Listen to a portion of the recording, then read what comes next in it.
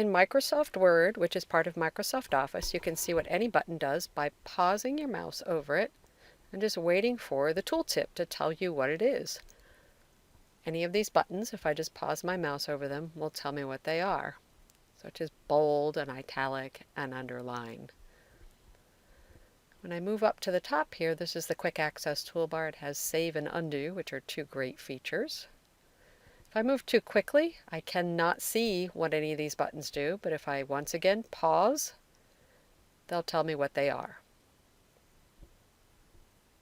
We're now going to switch over to Microsoft Excel. Excel is very similar to Word, has a lot of the same buttons and a lot of the same places, and you'll find that throughout all the Microsoft Office applications. And I'm going over some of the same buttons, bold, italics, and underline here as well. And they also have the quick access toolbar with save and undo. Again, if I move too quickly, I can't see what the buttons are, but if I pause, I'll once again see those tooltips.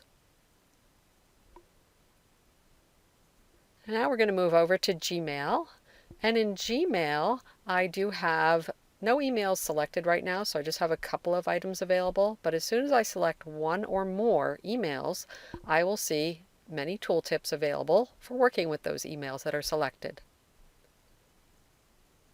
And if I move too quickly, I can't see what they are, so I do have to pause. Switching over to the Poughkeepsie Library website, pouklib.org, we have Facebook, Instagram, and YouTube available as buttons on our website. And then we have some drop downs. If you pause your mouse over these, you don't have to click them. They'll show you what's available from each of them, and just click whatever you need. We do have a closure right now because of COVID-19. We will plan to reopen as soon as possible, and we hope to see you in the library soon. Thank you so much for watching.